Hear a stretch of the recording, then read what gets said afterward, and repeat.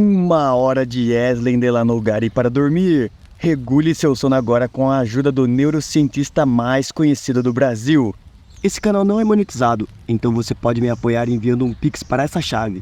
Então é isso, boa noite, pessoal. Nosso comportamento, ele é determinado sempre pelo ambiente.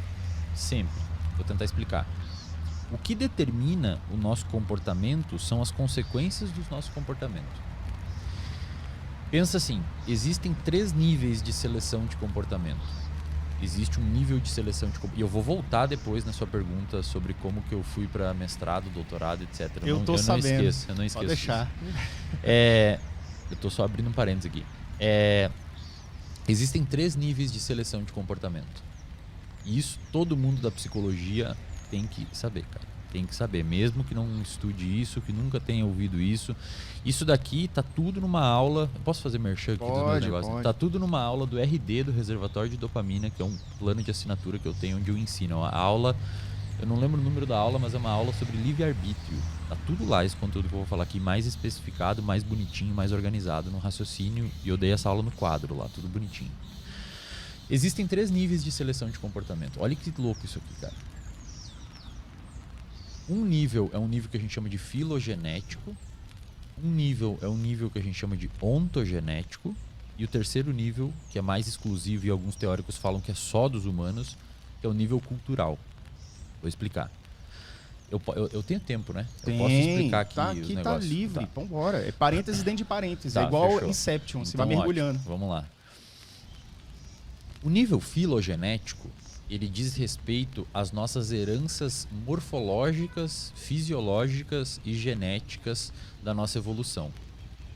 O que precisa existir necessariamente? Isso daqui quem entende, cara, vai entender de comportamento para sempre. Isso aqui é entender de comportamento. Isto é comportamento. Só que você tem que saber as 3 camadas. A segunda camada é a que eu sempre estudei mais. Mas hoje eu estou estudando as outras 2 também para entender o comportamento como um todo. É por isso que quando eu digo no Instagram em alguns lugares que as pessoas não sabem de comportamento, elas não sabem de comportamento. Muitos neurocientistas e etc. sabem de neurociências, mas não de comportamento. Comportamento é outra coisa. Elas sabem de um nível de seleção de comportamento. Os outros 2 elas não conhecem. O que precisa existir para uma determinada espécie perpetuar um traço fisiológico? Ou um determinado traço anatômico? Você precisa de uma variação genética daquele traço. Então vamos imaginar o exemplo que o Darwin, o mais famoso exemplo do Darwin, os bicos de passarinhos, bicos de pássaros. Imagina que você vive numa determinada ilha, você é um pássaro numa determinada ilha, e nessa determinada ilha existe você com o bico mais longo e comprido, e os seus amigos têm os bicos mais chatos, mais grossos, mais finos, e enfim, você tem várias gradações, variações de bicos de aves. Em um determinado momento, nessa população, o que determina qual bico que vai continuar existindo e não? O ambiente. Se num determinado momento houver uma seca de chuvas, o solo ficar mais duro e ficar mais difícil de pegar sementes nesse solo, muito provavelmente os pássaros que irão sobreviver são aqueles que têm o bico mais duro e que conseguem bicar e cavar e quebrar o solo para pegar sementinha. Aqueles bicos mais sensíveis e finos que talvez num ambiente úmido conseguia cravar mais fundo e pegar semente lá embaixo, ao passo que o outro não conseguia, tendem a morrer. Então, se você faz qualquer mudança ambiental, isso muda a função de um determinado bico de uma ave, fazendo com que esse bico tenha o que a gente chama de interação diferencial com o ambiente, e aquele que conseguir gerar aptidão vai ser reproduzido, vai conseguir sobreviver, perpetuar a espécie por acasalamento e mandar aquele bico para frente. Depois de um determinado tempo, em seca, você vai começar a perceber que desapareceram os bicos dos pássaros que são finos e longos, porque eles não têm função naquele ambiente. Mudou o ambiente, mudou a função. Sempre. Agora que vem a parte explode cabeça. Isso a gente está falando para características morfológicas, anatômicas de uma espécie. E comportamento da espécie? O comportamento de uma espécie, no caso o nosso comportamento no dia a dia, dentro da nossa vida, respeita a mesma lógica. Você precisa ter uma variação comportamental, vários tipos de comportamento. Então, digamos que você é um cara que começou a namorar. Aí você vai conhecer o seu sogro. Você tem um grupo de amigos, prestem muita atenção nisso que eu vou falar. Você tem um grupo de amigos que no behaviorismo se chama de comunidade verbal. Você tem um grupo de pessoas que conversam com você e reforçam o seu comportamento. Falam, isso aí é legal, isso aí não é legal, isso aí é legal, isso aí não é legal. E dentro dessa comunidade você faz piadas homofóbicas. E eles curtem piada homofóbica. Você é muito foda, essa aí foi genial. Eles estão reforçando o seu comportamento para continuar fazendo piadas homofóbicas. Esse comportamento tem uma função dentro desse grupo que você está. Você é benquisto, você é valorado, você é importante, as pessoas esperam por você, as pessoas esperam para você contar piadas de humor negro dentro desse ambiente. Você foi conhecer o seu sogro um dia. E você não sabe, mas o amigo dele é gay. E ele não curte essas piadas. E você vai manifestar o mesmo comportamento, a fazer a piada, num ambiente diferente. Mudou a função. Lá você vai ser repreendido, não vão gostar disso, você vai se sentir mal, etc, etc. Então você tem assim como existem vários bicos de pássaros, existem vários tipos de comportamento que você emite durante a sua vida, mas a interação com o ambiente vai selecionar alguns desses comportamentos, tal qual a seleção seleciona os bicos das aves, e os outros ele vai excluir. E você vai parar de manifestar aquele comportamento. E esses comportamentos selecionados serão passados para frente, não para outra geração. Importante, no nível ontogenético, o segundo nível de seleção de comportamento, você não passa para outra geração. Você passa para o seu eu futuro, via neuroplasticidade. Então, aquele pequeno trauma que você teve de contar uma piada homofóbica para o seu sogro vai modular, ou seja, a consequência do seu comportamento, que você contou a piada, você foi esculachado por ele, o cara te deu uma lição de moral, isso é feio, E cara, aquilo você não fez tem sentido vergonha. pra você. E você falou, putz, cara, eu nunca pensei nisso. A consequência de você contar a piada modulará via neuroplasticidade, já que aquilo ficou armazenado em um engrama, o seu comportamento futuro. Então, na próxima vez, talvez você pense 2 vezes antes de contar a piada. E Eslin, nesse contexto, como que vem a teimosia da pessoa em mudar o seu eu futuro? Porque uma coisa que eu coloquei aqui que eu acho que faz sentido é, você foi repreendido, mas aquilo fez sentido pra você. O cara te deu um carão, falou, caraca, isso é homofobia, você tá contribuindo para um mundo pior, não? Aí ele, caraca, tem razão, o meu eu futuro, não vou fazer mais esse tipo de piada. E quando você tem um contexto onde a pessoa ela é teimosa, ela fala assim, não, isso não faz sentido pra mim e eu não mudo. Provavelmente o ambiente onde você estava antes reforçou mais aquilo do que o outro lado puniu em você.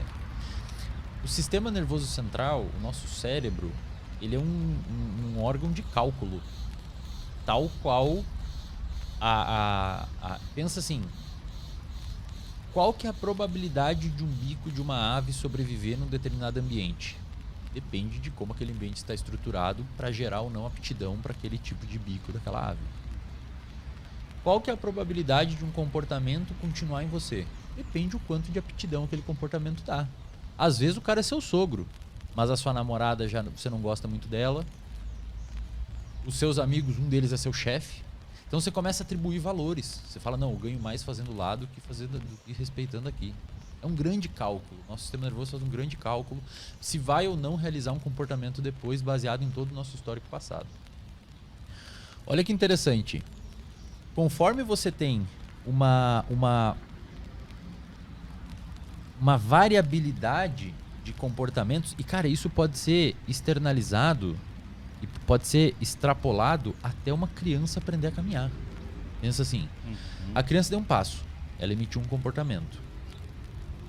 Se o pé ficou firme no chão, o cérebro dela percebeu a consequência de dar o passo daquele jeito, e o fato de ter ficado firme no chão provavelmente reforçará a criança a dar o outro passo daquela mesma forma.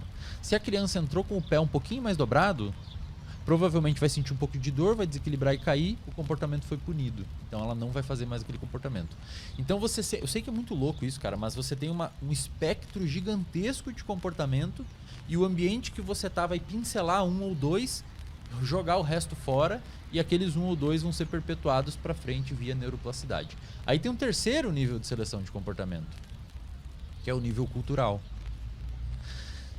Dependendo do lugar que você nasce, a própria cultura, desde cedo, fará você achar ruim fazer piadas homofóbicas. Então você tem um nível de seleção maior agindo em cima de você. Talvez você nem chegue a cogitar que uma piada homofóbica seja Exato. nem uma piada. Né? Exato. Assim como pessoas no Mato Grosso do Sul comem carne de vaca todos os finais de semana, na Índia a vaca é sagrada. O que modulou isso? A cultura. Ponto final.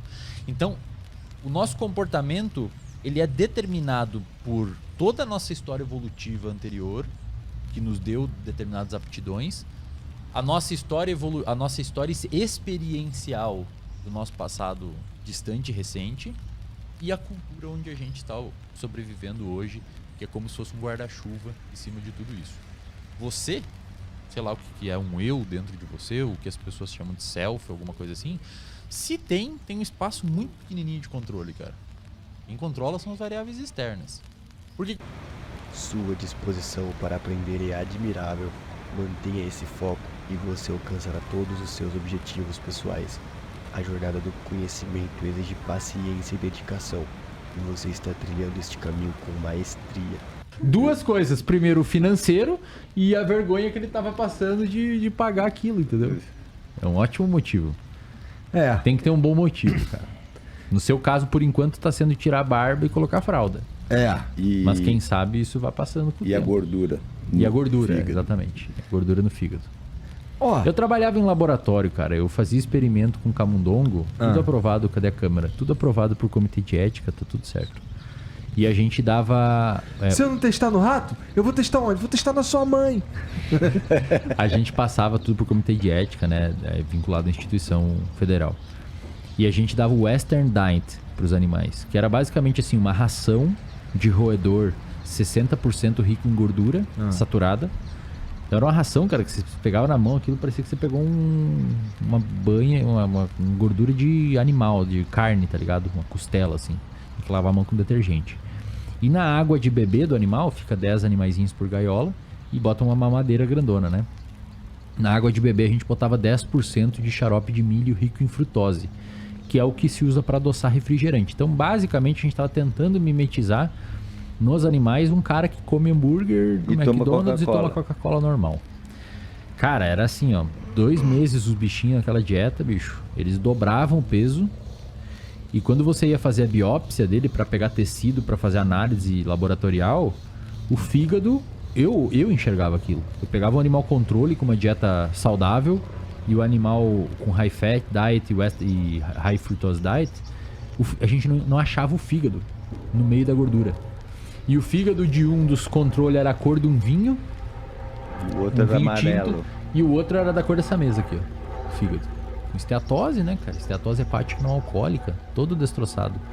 Então talvez o que ele viu foi parecido do que eu vi em laboratório. Vou te mostrar, eu tenho umas fotos dos Pô, experimentos. quero ver não. Eu vou te mandar lá. Eu acredito em você, pô. Acredito em você. Cara, então, eu tô animado e eu acho que eu tenho certeza, na verdade, que eu vou concluir esses 60 dias aí. E a única dúvida que eu tenho mesmo é que assim, que eu não queria o que eu não queria que acontecesse era no dia 61 eu não quero ir. Eu não queria que isso acontecesse. Eu acho difícil, cara. Eu Acho que também você acho vai difícil. engajar no bagulho e vai se tornar o cara chato que treina todo dia. Sabe por quê? Porque eu sei que é importante. Racionalmente eu sei que é importante. Se você me perguntar se eu curti ir treinar esses 2 últimos dias aí, eu vou dizer que não. Não curti. Mas eu sei que é importante, portanto eu não vou parar, entendeu? É que aí não que tá. precisaria nem do lance da aposta. Isso daí meio que... Cara, minha motivação número 1 é, porra, eu queria ver minhas filhas o máximo possível. Legal. Isso é uma boa motivação. Ótima motivação. Brincar sem cansar, conseguir correr com elas. Eu adicionaria isso. Talvez você queira ver teus netos. Talvez eu queira ver meus netos. Ó, Isso é interessante. Tem como botar uma imagem no cérebro aqui na... Claro que Dá tem. pra botar aí? Coloca aí... a córtex pré-frontal, Frontal. sistema límbico, no Google que vai aparecer alguma imagem. É louco, né? Porque olha o que você falou, cara. Racionalmente eu sei que é importante. Pode ser essa daqui, ó. Essa daí já tá bom. Obviamente é uma imagem do ponto de vista de marcação bem grotesca. Tá bom, Aquela, acho que assim. aquela verdinha ali também. A legal. verdinha também tá ali, tá legal. Eu acho que tá mais Isso aí. descreve melhor as Ó, estruturas. você é legal porque você falou assim. Tá ruim também a imagem, né? Vai ser pior ainda. Tá merda, velho. Pode ser qualquer uma, aquela azul lá, sim, qualquer tá uma bom. daí, cara. Essa aí vai dar boa. Eu que sou chato. Você falou assim, cara, eu sei racionalmente que é importante fazer, mas até então eu não conseguia fazer. Então por que é louco isso, né? Porque você pergunta pra pessoa, como é que a pessoa sabe? Você pergunta, você acha que é importante fazer exercício físico? Sim. Por que você não faz? Eu não consigo. Tipo, a pessoa sabe, mas não consegue executar o comportamento. É louco porque existe não parece ser uma linha tênue, parece uma muralha entre saber que é importante e conseguir fazer. A verdade é que meu corpo quer ficar... Pois é, cara, mas por sentado quê? dormindo. Mas por que se você sabe?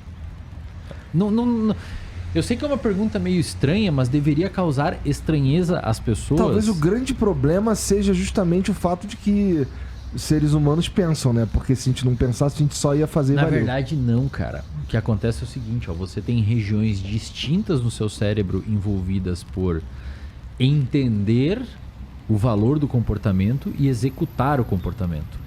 O seu córtex pré-frontal, que são aquelas bolinhas, três bolinhas da frente lá, ó, no lado de lá. Córtex pré-frontal ventromedial, e aí não aparece o dorso lateral e o órbito frontal. Aquelas regiões é a região que fala assim, eu sei que é importante. Mas aquelas regiões do estriado, que diz ali, ó, estriado, lá no meio uma mancha azul, aquela região é a região que não faz. Essas duas regiões, e várias outras regiões tem ali, tô falando a grosso modo, perdão aí os neuroanatomistas, mas essas regiões conversam, elas têm cabos de neurônios como se fossem fios de luz conectando umas às outras, como se grandes pontes de cabo. E esses cabos Eu adoro essa parte. conduzem eletricidade. E essas eletricidades fazem com que os neurônios conversem por meio de neurotransmissores. O seu córtex pré-frontal, ele sabe que esse comportamento é importante. Mas o seu estriado, que é a região onde estão armazenados os vícios e os hábitos, Perfeito. ele tem um repertório de comportamento que vai contra o que o seu córtex pré-frontal sabe. Então eles ficam se auto-inibindo. O seu córtex pré-frontal não consegue fazer um gerenciamento suficiente para que o seu estriado execute aquele comportamento. E o estriado geralmente ganha, cara? Cara, ele é bom. O Ele estriado é bom. Ele é bom porque, primeiro, ele é evolutivamente mais antigo. Então, virtualmente falando, todos os répteis e mamíferos têm aquela região. Então, é uma região de resposta a comportamentos. É importante que você tenha aquilo ali funcionando muito bem para que você consiga ter uma adaptação comportamental frente a um contexto. Já o seu córtex pré-frontal, ele é meio que o cara, e essa acho que é uma das melhores definições para córtex pré-frontal. O córtex pré-frontal é a região do cérebro que faz o difícil quando é o certo a fazer. Que isso? Eu gosto dessa definição. Você tá também. fazendo o difícil, que é treinar todo dia, que é o certo a fazer. Isso é córtex pré-frontal. Se o córtex pré-frontal sai da jogada, quem toma o campo é o estriado. E aí você faz o que o seu corpo quer Aí é fazer. automático. Aí é quando, automático. quando você pega aqui e bota na boca sem perceber, é o estriado dorsal que está fazendo. Quer ver, ó? Agora o córtex pré-frontal vai fazer, ó. Eu vou fumar. Ele pode fazer também. Ele faz pode. também. Ele Cara, faz é também. uma coisa interessante. Eu tenho a minha prática profissional me levou muito a olhar para o córtex pré-frontal, porque ele é uma região bastante importante em vários aspectos, tanto na condução de um processo terapêutico, psicoterapêutico, quanto em relação a questões ligadas à avaliação neuropsicológica, né? E de uma maneira geral, essa comunicação do córtex pré-frontal com o estriado dorsal e com o estriado ventral, ela é muito importante para aquilo que a gente falou de formação de hábitos, né? mas ela também é muito importante para o cérebro fazer um cálculo que você não está ciente, que é o cálculo do valor daquele comportamento. Certo? E aí, se a gente for analisar essas conexões que ele falou, se a gente for pormenorizar essas conexões que ele falou, a gente vai ver que tem uma conexão que liga o córtex órbito-frontal a um núcleo do estriado dorsal que a gente chama de núcleo caudado, a parte ventral do núcleo caudado. E esse circuito é um circuito que, de certa forma, transita informações emocionais. E a gente tem um outro circuito que está ligado a uma outra região do córtex pré-frontal, dorso lateral, que também se liga com essa região do núcleo caudado, só que a região dorsal. E aí a gente tem um circuito que é mais cognitivo. Os dois estão ligados a planejar o nosso comportamento. E um, de certa forma, assim também de uma maneira bem tosca, um avalia o valor emocional e o outro o valor do repertório que eu tenho que ter para emitir aquele comportamento. Interessante. Certo? Então, de uma maneira geral, você pode até entender que determinado comportamento é importante para você. Saudável, etc. Isso, mas na hora de tomar a decisão, vai predominar uma ação que envolve principalmente o córtex órbito-frontal e a ligação para o estriado dorsal, mas também para o estriado ventral, para o núcleo de accumbens, certo?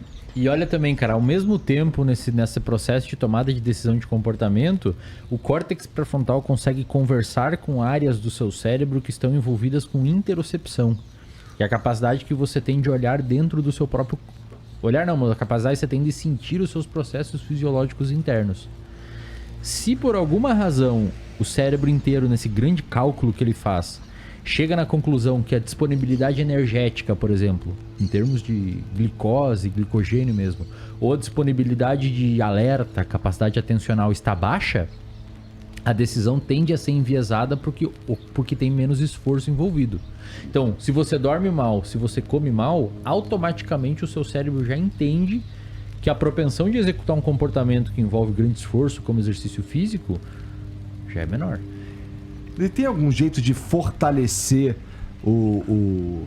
a parte inteligente da coisa lá, o pré-frontal? Tem 3 aulas no reservatório de dopamina, onde eu ensino sobre como ser mais racional. É possível, então?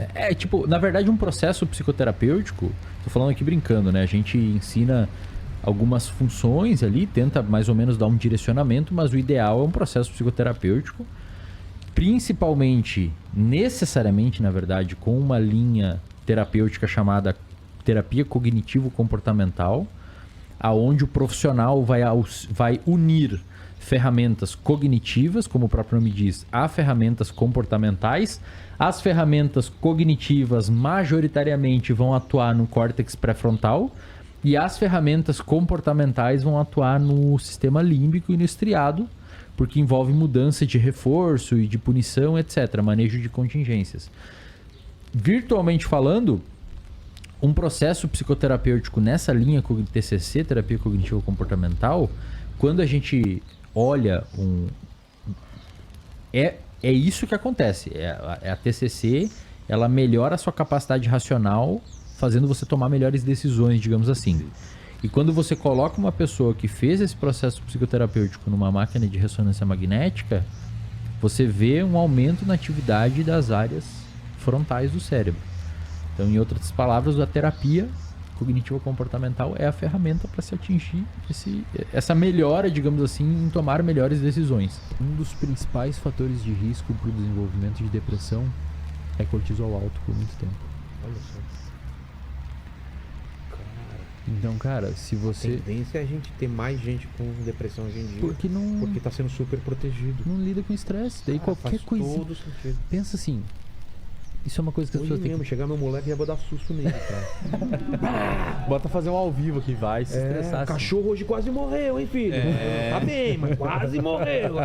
Filho, se acostuma aí, meu. Ele vai chegar, você vai buscar ele na escola e vai falar: filho, então, aconteceu um negócio, teve um terremoto, todos os seus brinquedos quebraram.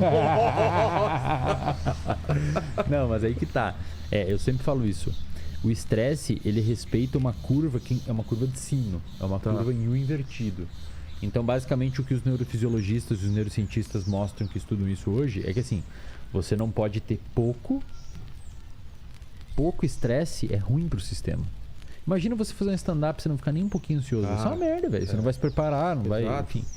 Agora, um pouco de estresse é funcional. Agora, se você estressar demais, a performance cai. Também é tão ruim quanto Pouco não ter estresse. estresse. Exato. Então, eu digo isso sempre pra galera que tá assistindo, né? Se teve corte sobre essa parte, bota esse finalzinho, esse adendo aqui pra pessoa não entender se é isso. Não é estressar a pessoa. Agora, é você encontrar um lugar onde você entende que, cara, mesmo... Eu saio da minha zona de conforto, mas não entro num pânico. Mas relativamente seguro. O que é uma zona de conforto relativamente segura? Cara, se você tem um trabalho da escola, da universidade para apresentar para 10 alunos, a sua vida não tá em risco. Não tá em risco, cara. No máximo vai acontecer alguém rir, o coleguinha que não vai muito com a sua cara dar uma risadinha de canto de boca, você ficar extremamente ansioso, extremamente mal. Mas, cara... Vai fazer uma roleta russa. Não, velho. Pô, você não vai botar a faca e fazer assim, tá ligado? Não, é uma situação, Exato. sabe? Então você tem que identificar aquele momento relativamente desagradável e, cara, ir em direção a ele. Que não tem risco à saúde ou à Em vida. direção a ele, entendeu? Mesmo que seja um desconforto e tal. É importante, isso cria traquejo. Eu fiz isso conscientemente várias vezes na Você minha fez vida. demais, cara. Como desafio pra mim mesmo. Exato. Eu tenho que fazer isso, eu Exato. morro de vergonha, morro de medo. Exato, Tanto cara. de falar com a menina que eu tô afim, até Exato, apresentar o trabalho, cara. eu não conseguia. E aí você percebe que hoje o mundo tecnológico e, enfim, ele tá possibilitando tudo pro outro lado. Então, Claro, porra, você não precisa mais chegar na menina, tem um Tinder. Exato.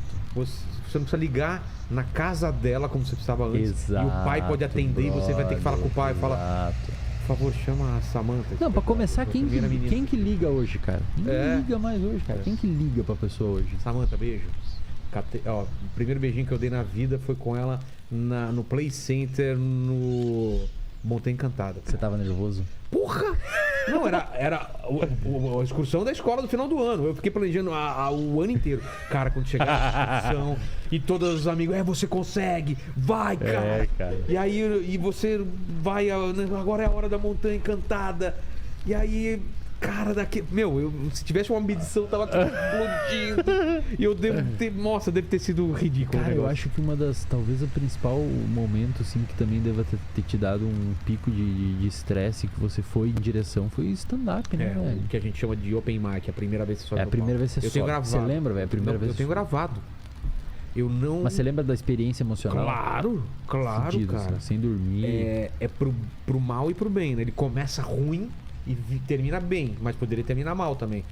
E eu tava com tanto medo de tremer a mão que eu não tirei o microfone do pedestal. Olha só, cara. Eu fiquei com a mão aqui, o pedestal aqui, falando aqui, porque se eu pegasse o microfone eu ia tremer a mão. E eu não queria que as pessoas sentissem. Aham. Mas é óbvio que elas sentiram que eu tava Sim, nervoso. sim, Não tem como sim. saber, porque eu vendo lá dá pra perceber Sim. claramente que eu tava nervoso. Mas, cara, não tem como se preparar, cara. É uma. Você tem que experiência. segurar. E antes de você, cara, a hora que você tava atrás das cortinas ali. Cara, toda hora você fala, queria Eu vou estar na minha vazar. casa. Eu queria vou estar na minha vazar. casa debaixo do cobertor Exato. quentinho. Eu vou embora daqui. Por que eu me propus a fazer Não, essa isso? sensação que eu quero fugir daqui. eu vou É fugir a mesma dessa coisa quando você porra tá subindo Eu vou na fugir montanha daqui. russa. Cara, por que eu tô aqui, É, velho? Pra quê? Desce, não dá mais. Cara, é uma sensação. Exato, cara. Então, essa é a sensação que você tem que identificar essa sensação e, cara, ir em direção a ela. Porque aí você cria repertório, cara. Daí você consegue, você vai uma vez, vai duas, e uma outra vai ser ruim, e outra vai ser legal. Você vai. E aí você percebe que você consegue. Às vezes o stand-up não tá legal, mas você consegue. Você fica feliz de ter enfrentado o problema, o medo, e aí a tua autoestima sobe. Então, olha só. O quebra-cabeça. Você tem a necessidade. Olha isso aqui, quebra-cabeça aqui, ó. Olha a quebra-cabeça do rolê. Você tem a necessidade de se expor em doses pequenas a pequenos estressores para conseguir na sua idade adulta não ficar com pico de cortisol todo momento por qualquer coisa. Ao mesmo tempo, hoje a molecada tá cada vez se expondo menos, então não estão criando repertório comportamental, que por consequência na idade adulta vão ter pico maior de cortisol por qualquer coisa. E um dos principais fatores de risco para depressão é o cortisol alto. O cortisol alto é extremamente tóxico para os nossos neurônios. para as células do cérebro, especialmente para os neurônios produtores de um neurotransmissor a gente falou bastante no outro podcast, chamado de dopamina, Exato. que tem a ver com motivação, buscar prazer, etc. Recompensa. Então o que acontece? Você está criando um cérebro inapto comportamentalmente que está indo em direção a viver num mundo onde você inevitavelmente vai ter que lidar com estressores. É quase um tiro no pé, cara. É quase um tiro no pé. Então o que eu peço para as pessoas sempre?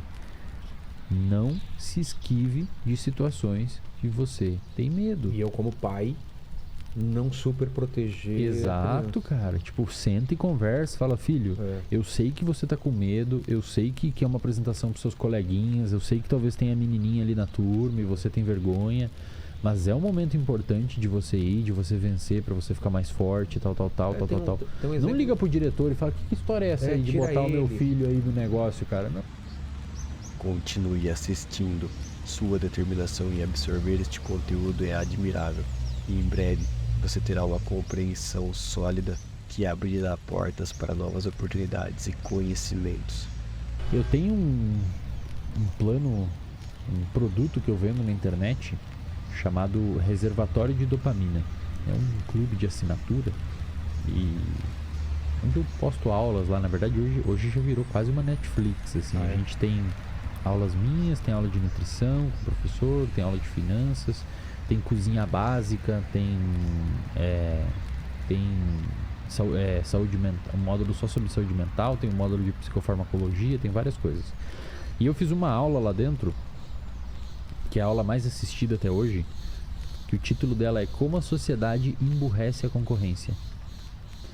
E nessa aula eu uso esse raciocínio que eu apresentei aqui para mostrar para as pessoas que hoje, e muita galera me critica quando eu falo isso, e muita gente acorda quando eu falo isso, eu falo que hoje, cara, nunca foi tão fácil você se destacar em alguma coisa. Pensa assim, cara, hoje se você é uma pessoa que chega no horário... Verdade. Putz, verdade. Se você faz o básico... Se você lê um livro por semestre do conteúdo que você trabalha. Então, sei lá, você trabalha de RH numa empresa. Cara, se você lê um livro de RH por semestre e você chega no horário e não sai antes do horário, você tá na frente de 95% das pessoas. Hoje... E se a pessoa diz, por favor, obrigado, com licença, ela já tá na frente de... Sim, cara, sim. Pensa assim, ó. Você lembra alguma coisa disso, Lênin? Me lembra. Então tá certo. Não é pra quê? Cara, pensa assim, ó. É interessante ver essa reflexão. Mas quando você tá num contexto social, levando em consideração a ideia de que a gente conversou aqui, o nosso comportamento é modulado. Essa frase é muito foda, cara. As pessoas têm que entender essa frase. Coloca aqui no comentário aqui embaixo essa frase pra deixar pra galera curtir, subir ela e deixar ali pra todo mundo ler, mesmo quem não assistiu o vídeo inteiro. Nós somos sensíveis às consequências dos nossos comportamentos. Isto é, você se comporta e a consequência que o seu comportamento gerar muda você. Então, se você vive num contexto, num recorte dentro da sua faculdade, dentro do seu trabalho, onde o legal é você matar o trabalho na sexta-feira, onde o legal é você sair na terça-feira e chegar ressacado no outro dia, você é fodão porque você saiu ontem e chegou bêbado hoje trabalhar de manhã, você é legal porque você usa droga, você é legal porque não sei o que, você é legal porque assado, porque assim, porque lá. Quando um contexto social recompensa esse tipo de comportamento, você é cool porque você se atrasa. É legal, você se atrasa. Você é fodão. Pô, velho. Se você vive num contexto onde esse comportamento é reforçado e as pessoas tendem a continuar perpetuando esse comportamento, aquela pessoa que faz minimamente o que deveria ser feito vai se destacar inevitavelmente. Então eu falo pra molecada, eu falei, cara, estudem, organize sua vida, treine, se alimente minimamente bem, organize o seu quarto antes de querer salvar o mundo, que as coisas vão começar a virar, se exponha, porque eu sou bastante pessimista com o futuro, cara, assim, no sentido de aquelas pessoas que não tomarem cuidado com alguns comportamentos, a tendência é muitas vezes o ambiente levar para isso, recompensas cada vez mais rápidas, recompensas cada vez mais maiores, menor tendência de sustentar o comportamento frente a alguma coisa, menor tendência de buscar objetivos longos, menor tendência de começar a sustentar um esforço de ler alguma coisa complexa e ler e reler. E assim você vai criando uma geração muito imediatista e que eventualmente vai culminar numa inaptidão comportamental. Quando você faz, Vilela, voltando à sua pergunta da evolução, quando você coloca as pessoas, e isso é muito louco, essa parte muito louca da dopamina, que poucas pessoas entendem. Você não pode brincar com a dopamina. Como assim? Você não pode brincar com a sua dopamina. Sua dopamina é uma coisa séria. E hoje é muito fácil a gente obter estímulos dopaminérgicos. Por exemplo, aqui na mesa tem 2 muito importantes: doce e álcool. São coisas dopaminérgicas. Se eu como isso aqui, a minha dopamina sobe. Se eu bebo álcool, a minha dopamina sobe. Aí a gente tem que entender 2 tipos de disparos dopaminérgicos. O que a gente chama de disparo tônico e disparo fásico. Vou explicar. Mantenha calma aí. Tá? Calma. Vi que ele tava... O Lenny já tá com o olhão arregalado aí. A dopamina fásica é tipo... Imagina uma população de neurônios. Os neurônios são tipo... cabos, fios que conectam áreas do cérebro. Tipo redes, assim. Quando você faz uma coisa que você curte muito, que é muito gostosa, você fica muito motivado em fazer, você tá liberando, tipo, vou comer isso aqui pra caralho, vou beber álcool e tal, você tá liberando dopamina fásica, que é tipo... os seus neurônios estão... É como se você pegasse e borrifasse dopamina no seu cérebro. A dopamina tônica é um tipo... um negócio que fica sempre vazando, como se fosse uma mangueira, sempre constante. Essa dopamina tônica, ela explica porque algumas pessoas são um pouquinho mais felizes, alegres ou ativas, e outras pessoas são mais introvertidas, até um pouco mais tristes, mais desmotivadas naturalmente. Pessoas que têm uma dopamina tônica um pouquinho mais baixa, a gente chama que são pessoas distímicas, são pessoas relativamente mais tristes. Tem as pessoas eutímicas, que são normais, e tem as pessoas hipertímicas, que são pessoas bem interessantes, que são aquelas pessoas automotiváveis, super motivadas para fazer coisas. Muitos influencers são assim, muitos youtubers são assim, muita galera do mercado financeiro assim. Todo mundo que faz... quero fazer, tá ligado? E essa pessoa tem essa dopamina tônica. Professor de spinning, assim. Nossa, os caras tomam um pique, velho. Não é, Lênin? Os caras... Vamos lá, cara, tá todo mundo aí, vamos lá, velho! Você tá morrendo aí, não consegue. É o carinha lá do... Segura essa dopamina aí, professor. Qual que é o filme? O Lobo de Wall Street? Né? Aquele, pode né? crer. Exatamente. Aquele personagem lá, o cara motivado exatamente. sempre. Perfeito, cara. E só que qual que é o problema? Quanto mais dopamina fásica, bebe aqui, gordura e pornografia em excesso e não sei o que, drogas dopaminérgicas, esportes radicais também, né? Esportes muito radicais, que dá pra viciar. Isso que é legal falar. Vicia, as pessoas têm que entender que a gente consegue sentir o barato de uma droga, a gente consegue algo próximo com comportamentos também. Sexo, masturbação, esportes, etc. Só que qual que é o problema, Vilela? Quanto mais dopamina fásica a pessoa obter, isso aqui, aquela dopamina tônica começa a diminuir, cara. Caramba. Porque o seu cérebro, ele faz um processo que a gente chama de down regulation. Ele regula para baixo os receptores onde a dopamina se liga, e a dopamina tônica começa a ficar mais fraca. E aí o que a pessoa precisa? Mais Sempre estímulo, mais. mais estímulo, Sempre mais mais. estímulo, Eu preciso mais. E na ausência daquilo, a dopamina tá lá embaixo e a pessoa começa a ficar mal. Aí fica buscando mais. Isso é mais ou menos o que acontece no vício. Nossa, você começa a ficar mal sem a substância e você precisa cada vez mais da substância. Então, eu sempre falo para as pessoas, nós evoluímos sem esse monte de estímulo dopaminérgico. A gente evoluiu, cara, caçando 3 dias pra comer um bagulho. Não pegando o telefone de casa, sem esforço nenhum e pedindo um negócio pra comer em casa. O seu interesse e comprometimento com a aprendizagem são inspiradores. Lembre-se de que o conhecimento é uma das maiores riquezas que podemos adquirir na vida E você está investindo nessa riqueza de forma notável. Cara, muito difícil, cara. Se você explica, porque realmente não vou saber te responder. É difícil porque... Primeiro, pra você conseguir, isso é importante pra galera de casa. Às vezes eles vão falar, meu Deus, eu assisti 2 horas de TikTok e não tenho mais receptor de dopamina. Não é isso que eu vou entrar. Tá? Não é Vou falar isso, disso. calma aí. A questão é que pra você não é um processo estático. Você está sempre fazendo e degradando novos receptores. Você está sempre, por exemplo, receptores AMPA e NMDA, que são receptores glutamatérgicos, extremamente importantes porque a gente chama de neuroplasticidade sináptica, ou Long Term Potentiation, que é um termo técnico para neuroplasticidade sináptica, ela é mediada por receptores NMDA. AMPA e NMDA. Esses receptores, tem lá no reservatório de dopamina uma aula também sobre isso, é a aula de potencial de ação. Esses receptores, eles renovam, ficam trocando e renovando todo dia, cara. Trocando e renovando, trocando e renovando. O seu cérebro está sempre como se fosse uma tempestade química ali dentro. O problema é você vir do nada com uma pá de areia que não tem nada a ver com aquele rolê, tá ligado? Então você tem ali uma tempestade acontecendo e ao contrário do que muitas pessoas falam por aí, você pode viciar em comportamentos. Afinal de contas, quando você vicia em jogo, até onde eu sei, ninguém pingou dopamina dentro do seu ouvido. Você viciou num comportamento, pornografia, etc. Sim.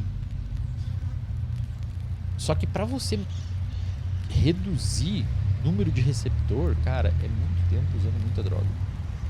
É muito tempo usando muita droga. Então, uma pessoa que está viciada hoje, ela consegue fazer uma reversão mais fácil do que... Porque, assim, um ponto que eu já percebi em mim, em alguns momentos da vida, e em outras pessoas também, é você depletar aquele ganho que você tem por ficar no celular. Por exemplo, nós temos o TikTok, negócio do videozinho, papapá.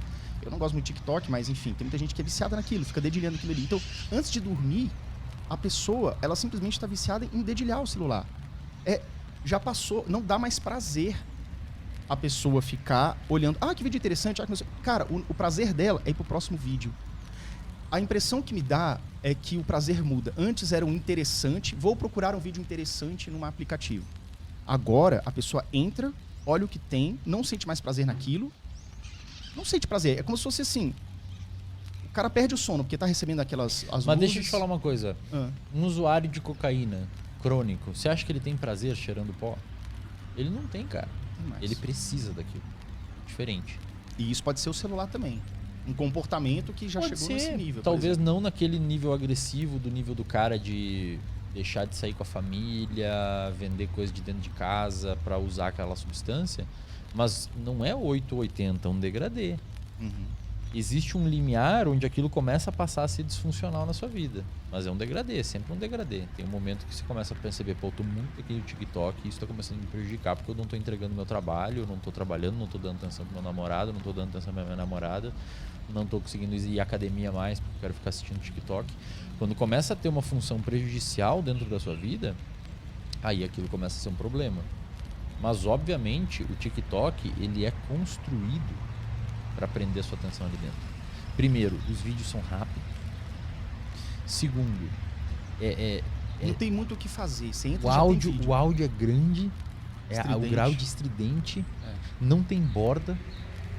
Você percebeu que não tem borda? Não tem nada, não tem botão. Ele tá só... não tem botão, você não consegue sair, velho. Você só consegue ir para baixo. O conteúdo que o algoritmo viraliza é um conteúdo apelativo. Não é dancinha, é mulher bonita, é cara sem camisa, não sei o que, umas paisagens, uns lugares da hora pra caralho, o cara jet ski, não sei aonde, em Dubai. E aí umas músicas altas e muita informação visual. Hoje tem bons estudos mostrando telas, uso de telas em criança, por exemplo, que parece gerar bastante problema a nível cognitivo em crianças que ficam muito tempo na frente das telas. Cara, a gente volta naquela conversa da incompatibilidade evolutiva. Nunca antes teve isso, velho. A gente tem um sistema... Pensa um caçador-coletor fazendo fogo. O cara ficava 4 horas rodando um palitinho Girando pra pra- conseguir o fogo. O sistema que permitiu o cara ficar 4 horas girando um palitinho pra fazer o fogo foi aquele sistema que foi selecionado. Aquele sistema gerou aptidão naquele momento, naquele ambiente. E é esse sistema que a gente tem. Um sistema extremamente... E isso aqui não tem estudos mostrando isso. Eu peguei uma pessoa, fiz ela viver com pouco, não sei o que, e vi que é feliz. Não, é eu que tô falando. Wesley, eu que tô falando.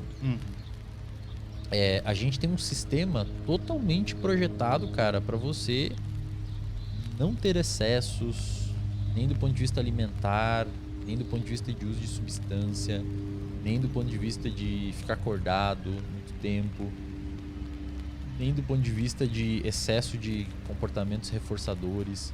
A gente tem um sistema que, cara, ele é feito majoritariamente para você exercer trabalho frente ao ambiente. Esse trabalho tem que gerar um nível de significado em você, para você ter uma percepção de autoeficácia aumentada, ou seja, se sentir útil para a tua comunidade, para a tua aldeia, de forma a você ter um leve reforço social que permita você ter um pouco de proteção e perpetuar a sua espécie e sobreviver. Entendi. Isso é vida pra mim, cara. A vida pra mim é comer pouco, dormir bem, viver com prazeres simples e, se tudo der certo, constituir uma família e ter proteção. Porque aí você tá, digamos, em O paz. resto disso, pra mim, é problema que as pessoas encontram pra resolver depois. Você tá em paz, Tá entendeu? em paz, cara. Eu não quero Estar em comer em paz restaurante é- de R$2.000 todo dia. É. Eu não quero ter que pagar de pau pra sociedade de elite que não sei o quê. Cara, eu ganho mais dinheiro hoje que muitas pessoas que pagam de rico no Instagram. Eu ganho mais dinheiro que essas pessoas. Sim. Caraca. E eu não quero ficar mostrando isso. Eu não quero ficar me sendo modulado por esse tipo de estímulo. A minha filosofia de vida é muito simples, Yuri. E eu acho que é por isso que muitas pessoas... Ontem, inclusive, lá no RD, um cara me falou isso. Um cara que, inclusive, ganhou muito dinheiro. Eu lembro até agora do que ele disse. Ele falou, cara, eu ganhei muito dinheiro. Eu tenho 28 anos. Eu comprei uma fazenda. E eu fundei 3 empresas. Vendi as 3. E eu não sei o que fazer da vida. E aí eu vi em você alguém que pode me dar uma esperança. Porque eu sempre... E acho que aqui em Brasília tem um público mais elitizado. Por conta de ser pessoas públicas importantes, né? Sim. Eu sempre vivi no meio de pessoas muito importantes. Do ponto de vista de poder e do ponto de vista de não sei o quê. A ostentação Exato. tá presente. E eu sempre fiquei meio perdido, porque eu ia na onda, mas também percebi que havia alguma coisa errada. E eu falei ontem pra ele, eu falei, cara, ele me perguntou o que você faz, qual que é a sua ideia, o que você quer, como é que você vai fazer o futuro, qual que é o seu jogo. Meu jogo é muito simples, cara. Eu quero ficar feliz com pouco, eu quero ter segurança, eu quero constituir uma família e eu quero estudar, continuar estudando, obtendo conhecimento, e eu não quero ser modulado por comportamentos de excesso. A depois é muito escassez e o excesso são pontas, o equilíbrio ele nunca está nas pontas. A tendência é você correr, e quando você passa do meio, você começa a querer cada vez mais para a ponta. Luxos, restaurantes, roupas caríssimas, viagens todo mês para a Europa. Eu não quero isso aqui, eu quero aqui. Mesmo eu tendo condições de estar aqui, eu quero aqui. E é Porque isso que aí eu cultivo. você vive com essa eventualidade, então. Quando for necessário, quando der na telha, você vai lá, faz. Mas não que você viva aquilo como se fosse um estilo de vida. Exato, cara. Eu não quero ter que prestar conta para a sociedade. Incompatibilidade evolutiva. O nosso sistema morfológico e fisiológico foi selecionado pela evolução em um ambiente. Um ambiente, olha que interessante, cara. Agora tu vai começar a entender o porquê que existem tantas doenças atualmente. Por que nossa clínica tá cheia. Um ambiente lá atrás, que os nossos ancestrais foram selecionados, a espécie humana há pelo menos 200 mil anos. Cara, 200 mil anos. A gente não consegue imaginar o que é 200 mil anos. A gente vive 80. É muito tempo. Sem luz, com relativamente pouca comida e muita necessidade de fazer exercício. Para caçar e coletar. Então 40, 50 quilômetros caminhando por dia. Hoje, a gente vive num ambiente com muita luz natural, onde a gente não precisa fazer tanto exercício e a gente tem comida com alta densidade calórica e não precisa fazer esforço para ter elas, porque está na geladeira ou pede no iFood. Qual que é a resultante dessa incompatibilidade evolutiva? Um mar de sobrepeso e obesidade, um mar de insônia e um mar de depressão. E ansiedade. Você entendeu? O nosso sistema, cara, não foi construído para viver nos tempos atuais. Se você não prestar atenção nisso, você tende a automatizar para outro lado e começar a ter comportamentos que vão diametralmente ao oposto para o que você foi selecionado a fazer. E pensa assim, cara. Em 2017, os caras ganharam um prêmio Nobel de Medicina e Fisiologia porque eles caracterizaram os genes do núcleo supraquiasmático que o Fábio falou, que a gente chama, eles botaram um nome super criativo, Genes relógio. Genes relógio, que é o relógio do nosso corpo. Tá. Um nome mega Um gene, criativo. você tem que pensar que o gene ele é uma informação para você produzir uma proteína. Esse gene ele funciona mais ou menos assim, ele tem uma frequência de produção de uma proteína. Essa proteína vai se acumulando, se acumulando, se acumulando, e aí quando ela se acumula num determinado volume, meio que ela te bota para dormir. Tá. Certo? E isso acontece num ciclo de 24 horas. Tá. Então você começa a produzir proteína, ela se acumula na célula, quando ela enche a célula, ela inibe a produção dela mesma. E isso acontece em 24 horas. Por isso a gente tem o chamado ciclo circadiano. Ciclo circa, de ciclo, de ano, de um dia. Ciclo circadiano. Sabe o que começa a dar o start na produção dessa proteína? Luz natural. E o sol, luz natural. Aqueles receptores que eu te falei. Do olho. Do olho. Então, se você acorda... Eu sei que é muita informação, cara, mas é importante. Não, eu tô curtindo. Vai lá, porra. Se você acorda 8 da manhã e você deixa o seu quarto tudo fechado, sem entrar luz natural, e você só abre a cortina 11, meio-dia, pro seu cérebro você acordou 11, meio-dia. Porque não entrou luz para ativar aquela maquinaria. Então, quem quer resolver problema de insônia ou tem problema de dormir, na hora que acordar, abre toda a casa, cara. Deixa entrar o máximo de luz possível. Caralho, eu tô luz todo natural fudido, pra caralho, cara. Porque velho. assim, eu gosto de ambiente escuro, pô. Não, puta que pariu, velho. Abre a casa, velho. Porra, Se Igor. explica aí teus episódios de depressão, toque, ansiedade. Você pode botar na Luz conta natural, disso. cara. É mesmo. Cara, tem estudos mostrando, velho, que se você bota a sua mesa na frente da janela, o seu humor começa a melhorar durante o tempo, porque você tá pegando mais luz. A gente não foi feito pra ficar numa caverna o dia inteiro, cara. Por isso que esses programadores são tudo fodidos da cabeça, tá ligado? Vira à noite, no escuro. Por isso que o cara que trabalha com internet também é tudo fudido da cabeça, Cara, será? Você tem que ter pelo menos uma luz natural entrando de manhã. Toma café na varanda, passeia de manhã. Você tem que pegar luz nos seus receptores do olho, porque eles vão até o seu núcleo supraquiasmático e vão começar a rodar a maquinaria. De noite você vai sentir sono cedo. Agora, se você acorda 9 horas e se expõe à luz só às 2, quando você vai no mercadinho comprar o almoço, cara, pro seu cérebro você acordou às 2. Aí de noite você vai estar cansado e sem sono. Isso é comum pra mim, inclusive. E você resolve abrindo a janela, velho. Agora- Eu sei que é estranho, mas é exatamente isso. E são coisas simples, né? São coisas relativamente simples. E daí você pensa numa coisa, né, Igor? Porque ele falou assim, dessa incompatibilidade evolutiva, né, cara? E daí, por exemplo, você pensa a epidemia de ansiedade que a gente tem agora, né?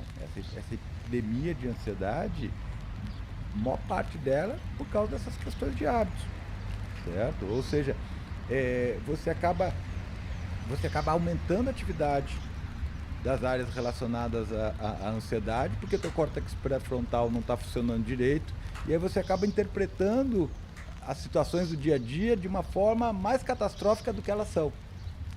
E aí você não consegue baixar esse nível de ansiedade porque você não tem atividade física.